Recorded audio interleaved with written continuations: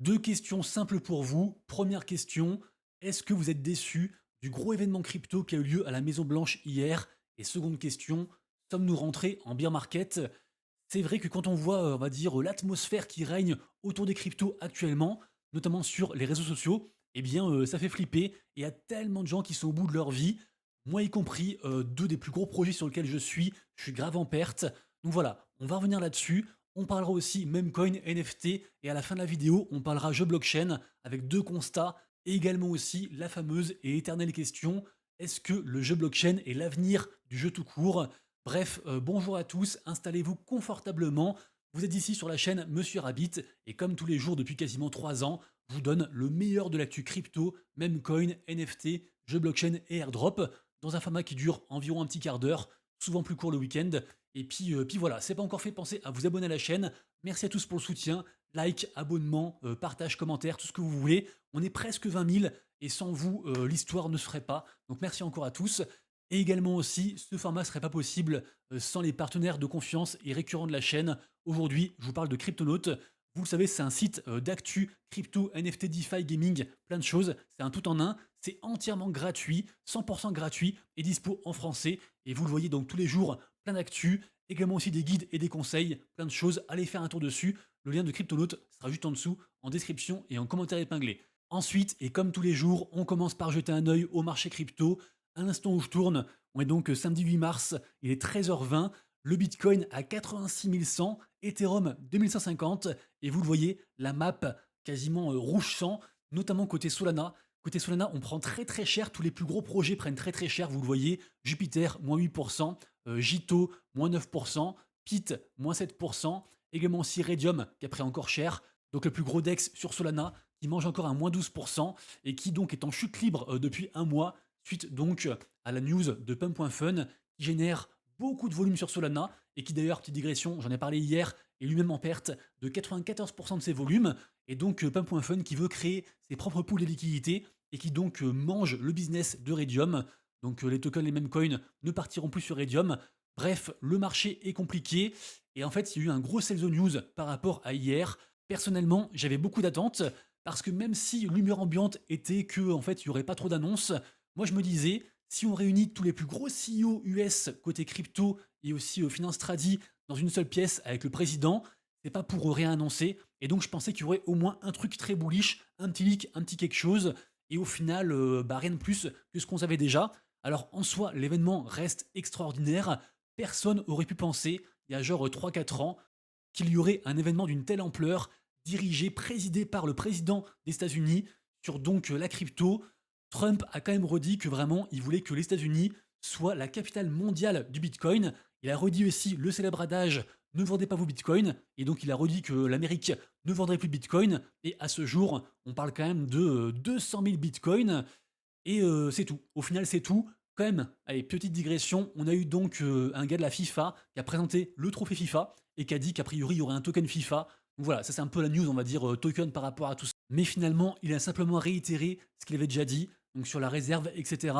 Donc voilà, ça reste des news très bullish, mais les gens attendaient plus, et donc le marché a réagi, voire pas réagi en conséquence, puisqu'au final, on n'a pas eu de gros mouvements, de gros pump ou de gros dump, mais le dump, le sell the news, a déjà commencé il y a 24-48 heures. Alors moi, ce que je pense, c'est que là, en fait, on est tellement dans un contexte bullish au possible, je ne comprends pas. Alors évidemment, le marché a toujours raison, mais je ne comprends pas pourquoi il n'y a pas plus de FOMO, même des autres pays, des différentes boîtes, entreprises, etc., côté crypto, parce qu'en fait, la régulation a jamais été aussi incroyable, ça se débloque de plus en plus.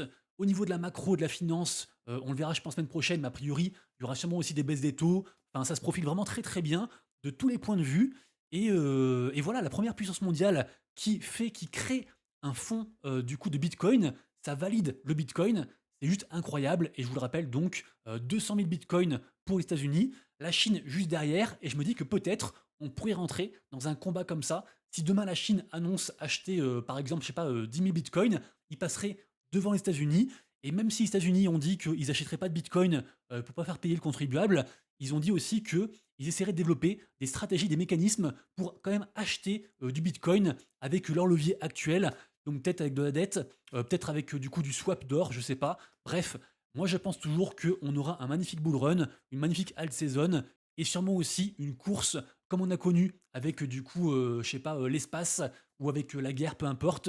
Il y aura un combat entre les plus grandes puissances de ce monde pour être le premier à avoir le plus de bitcoin. Voilà, moi, c'est ce que je pense.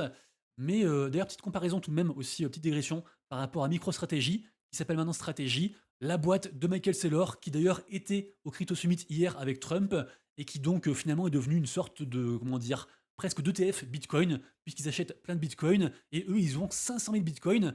Et puis voilà, je termine la digression, juste pour dire que j'ai jamais vu l'atmosphère, notamment sur Twitter, aussi délétère concernant donc ce cycle. Beaucoup de gens pensent qu'on rentre en bear market, et du coup, j'aime beaucoup cette phrase de Deep Whale. Donc, je cite: qui aurait pensé que la plupart évoqueraient un bear market alors que les États-Unis annoncent une réserve stratégique de Bitcoin? Un sommet de marché ne se forme jamais dans la peur, mais dans l'euphorie. Et ça, c'est vrai, et c'est ce que font d'ailleurs les pros, hein, tout ce qui est institutionnel. Eux, ils achètent quand nous, en fait, on a peur, et ils vendent quand nous, on est dans l'euphorie, et qu'on achète donc les tops sur top sur top. Et donc voilà, je pense qu'on est vraiment là-dedans. Je revois aussi le graphique dans ma tête, je sais pas si vous voyez, avec genre la grosse phase parabolique, une grosse phase de retracement, où c'est écrit genre peur, et après explosion. Et en fait, cette phase de retracement, elle correspond en général à une grosse capitulation des particuliers. Je pensais qu'on l'aurait eu déjà il y a environ 15 jours, quand on a eu un gros dump, et au final, force est de constater que il faut encore faire partir des gens, j'imagine. Voilà, moi je privilégie le scénario bull market, même si bien sûr j'ai pas de boule de cristal et personne ne peut prévoir le marché. Et ça se trouve demain on va à la cave. En plus moi vous le savez, je suis 100% crypto et même mon métier est en relation avec les cryptos. Donc si tout s'écroule, je suis dans la sauce, je vais devoir me reconvertir. Bref, c'est pas grave, je l'ai fait différentes fois dans ma vie. J'ai été libraire, j'ai été policier, j'ai été animateur pour enfants, j'ai fait plein de choses. Maintenant youtubeur et investisseur. Bref, je choisis du coup mon biais, évidemment, donc biais bullish, et puis on verra par la suite. Mais franchement, je ne vois pas un monde où la crypto, à moyen et long terme, et pas que le Bitcoin, continue à performer, parce que tout est bullish, vraiment tout est bullish. Alors après, est-ce qu'on est manipulé par les BlackRock et compagnie? Sûrement, comme tout le reste, de toute façon. Il faut se rappeler que nous, on est que du plancton, on n'est pas grand-chose, et donc on se fait trimballer à droite à gauche. Mais voilà, je suis méga bullish. Évidemment que mes portefeuilles ont pris très très cher, notamment, vous le savez, ma plus grosse position crypto, tout confondu, c'est Jupiter. Et Jupiter prend très très cher parce que Solana prend très très cher. Jupiter, je le rappelle, c'est un des plus gros protocoles sur Solana, une sorte d'agrégateur de DEX sur Solana. Et puis en plus, il y a un gros drama parce qu'en gros, la team va débloquer des tokens et se paye assez cher. Mais enfin bref, je vais pas rentrer dans le drama. Tout ça pour dire que les gens là flippent et fuient un peu Jupiter. Et en plus, avec Solana, c'est compliqué. Et donc, je suis grave en perte. Et franchement, ça fait mal au cul. Et un des gros projets aussi sur lequel je suis, c'est le projet Memland. J'y crois toujours très très fort, mais vraiment, leur communication actuellement est catastrophique. Et les NFT et le token sont descendus à la cave. Et par rapport au top, je crois que je suis genre en divisé par 10. Donc vraiment, deux des plus gros projets sur lesquels j'ai parié sont dans les choux et entraînent mon portefeuille avec eux.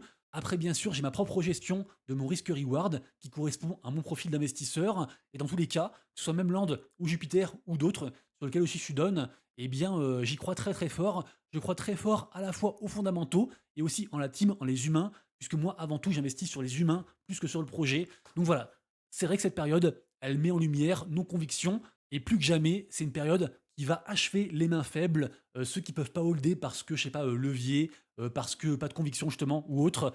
Bref, je m'étale un petit peu. La vidéo est partie complètement en live. Je me suis un petit peu livré. En tout cas, voilà. Force à vous parce que je pense que pour vous aussi, beaucoup d'entre vous sont dans la sauce sur différents projets. Force à moi aussi, force à l'écosystème. J'y crois très très fort, au moins à moyen et long terme. Mais à court terme, voilà, ça peut être compliqué.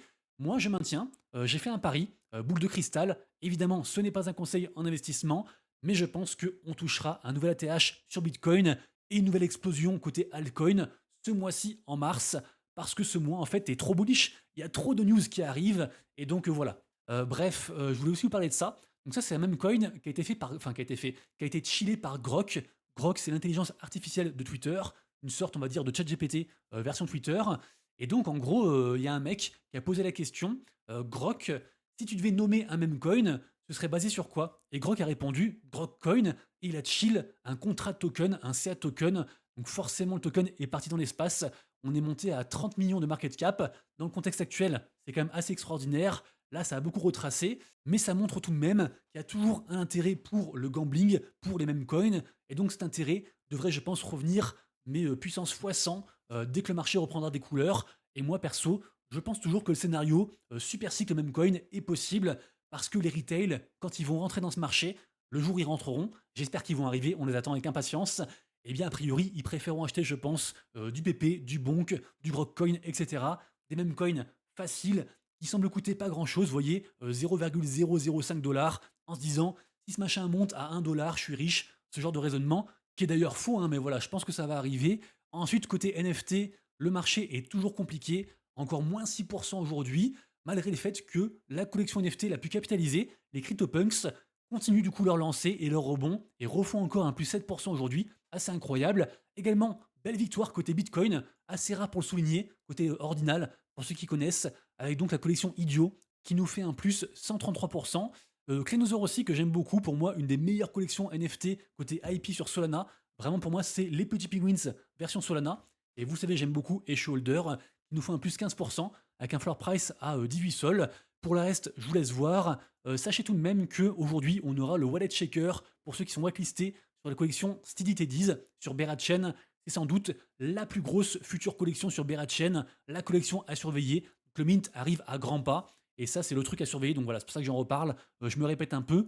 Ensuite, côté gaming, je vais vous parler d'un constat que je partage avec donc Brycent, qui est donc un créateur de contenu. Le gaming Web 3 a pour l'instant échoué en grande partie parce qu'en fait, les devs, les projets ont levé beaucoup d'argent pour soi-disant faire des jeux AAA qui vont border la terre entière. Mais au final, ce sont des devs et des marketeurs qui étaient là pour l'argent. Et donc, ils n'avaient pas la capacité à build vraiment un projet gaming en écoutant la commu. À l'inverse, des projets indépendants faits de manière isolée qui au final vont 100 fois plus vite, coûtent beaucoup moins cher. Je prends l'exemple de par exemple Illuvium. Illuvium, ça a levé tellement d'argent et au final aujourd'hui, c'est un peu un flop. Pareil pour Star Atlas, ça a levé tellement d'argent et finalement, on voit des petits projets type par exemple, alors ce ne sera pas long-termiste évidemment, mais je vais reprendre l'exemple de Onchain Heroes, donc un projet Risk to Earn sur Abstract, une sorte de Play to Earn à durée de vie très courte. Bien ça, en gros, ça n'a rien coûté à développer, ça a rapporté beaucoup d'argent et ça hype la commu pendant un temps. Voilà, c'est un exemple, mais c'est vrai que les gens en fait en ont marre de filer de l'argent à des studios. Je me rappelle encore que je crois que les deuxièmes plus grosses levées de fonds par thématique en 2022 et 2023, c'était le gaming et c'était des centaines de millions de dollars qui ont été investis à l'intérieur. Et au final, eh bien, quand les projets finalement réussissent à sortir quelque chose, évidemment aussi bien sûr avec un token, les investisseurs de la première heure, eh bien, dumpent constamment tout ce qu'ils avaient. Et donc, c'est très dur de faire ça en fait sur le long terme. Donc voilà, je ne sais pas si vous partagez ce constat, mais peut-être qu'on ait un changement de paradigme aussi côté blockchain gaming, un peu aussi comme on le voit côté Memcoin et autres. Là, il y a beaucoup de choses qui se jouent actuellement et beaucoup en fait de façons de faire qui sont remises en question. Également aussi second constat, donc c'est partagé par Hunter Solaire, un créateur de contenu très intéressant, qui reprend en fait ce que vient de dire le CEO de MapleStory. MapleStory Universe, c'est un gros projet Web3 qui est fait par la licence du même nom, MapleStory, qui à la base, je crois que c'est dans le top 5 des plus gros projets MMO ever, côté Web2. Vraiment un très gros truc. Eux, ils font un pas dans le Web3, et donc leur projet qui va sortir aussi un token. Bref, gros truc, mais qui pour l'instant n'a pas la hype attendue. Et donc le constat, c'est qu'en fait, le gaming, au général, a réussi à lever différentes barrières. La première, passer en mode gratuit pour retirer les barrières financières qu'on avait au début des années 2000. Ensuite, on est passé sur le côté mobile, donc pour permettre à n'importe qui de pouvoir jouer à un jeu n'importe où. Et ensuite, on est passé sur le côté streaming pour donc avoir plus de spectateurs, plus d'engagement, et bien sûr aussi avec le côté social qui arrive avec lui. Et donc maintenant, on passe au Web3. Et le Web3, c'est donc une nouvelle frontière qui est brisée, puisque maintenant les joueurs ne sont plus des simples joueurs, ce ne sont plus des simples consommateurs, ce sont maintenant des participants actifs à un écosystème gaming, notamment par le biais de l'économie, puisque le monde du gaming blockchain permet de générer une vraie économie, une vraie valeur économique. Et donc voilà, en fait, c'est juste le nouveau paradigme. Pour moi, le gaming blockchain, c'est le futur. Et un jour, je pense qu'on dira plus jeu blockchain, on dira juste jeu. Mais pour l'instant, on en est encore loin. Parce que pour arriver à ça, évidemment qu'il faut un truc, un projet qui explose, comme on l'a connu avec Axie Infinity, par exemple, au cycle dernier, qui a introduit donc la tendance des play to earn. Ça pourrait aussi être un jeu Web 2, type Fortnite, Roblox, GTA, qui du coup incorporerait la blockchain et donc amènerait ce côté, on va dire, participant actif par rapport aux joueurs dont je parlais. Bref, pour l'instant, on est encore qu'aux prémices, c'est encore la jungle, l'argent est mal dépensé, mais l'avenir est brillant. La blockchain apporte tellement de choses à cette industrie, que ce soit en termes de réappropriation de nos données, de nos data type profil, de nos skins, de nos persos, également aussi, j'allais dire, tout ce qui est, on va dire, transparence, c'est très important, puisqu'il y a beaucoup de trucs un peu sombres, même dans le monde du jeu vidéo. On se rappelle des gros dramas avec FIFA, par exemple, il y a de ça, je crois, 4-5 ans, machin comme ça. Également aussi, bien sûr, surtout, le gaming blockchain permet à des gens de pouvoir vivre d'une passion. Alors évidemment, c'est un petit noyau, c'est pas grand monde, mais par exemple, pour ne citer que Axie, Axie est sorti, je crois de mémoire, en 2017, ça a explosé en 2021, mais en fait, actuellement, il y a toujours des gens qui arrivent à vivre de Axie Infinity juste en jouant au jeu.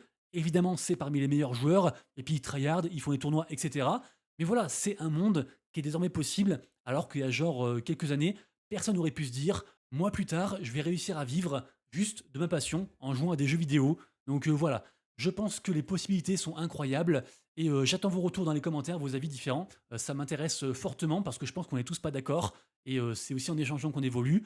Sachez aussi que mon Discord est gratuit et ouvert à tout le monde et on échange aussi dessus. Et pour terminer, petite note positive par rapport aux 10 jeux les plus attendus, les 10 soi-disant meilleurs jeux côté blockchain gaming qui arrivent en mars. Le premier, Raven Quest. Alors très intéressant parce que du coup pour chaque jeu, vous aurez un petit teasing en vidéo pour voir du coup comment ça se passe. Donc Raven Quest, MMORPG qui arrive le 14 mars. On a aussi eu Ragnarok Landverse.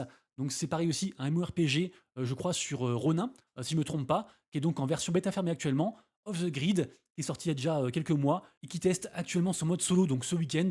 J'en ai parlé hier. Axie Infinity, Atia's Legacy, ça sort cet été. J'en ai beaucoup parlé avant-hier et on peut déjà se préinscrire pour ceux que ça intéresse.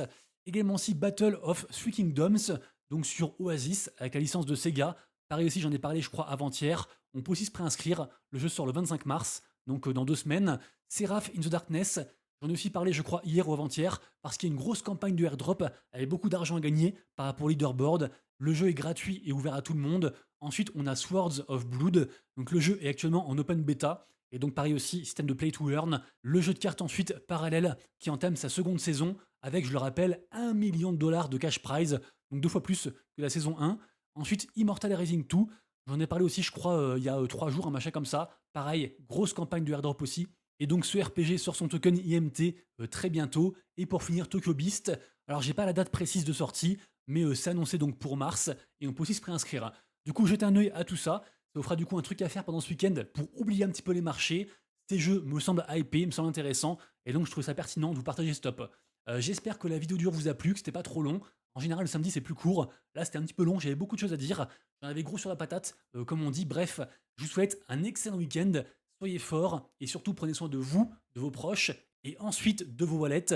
C'était Monsieur Rabbit, des bisous, à lundi. Ciao.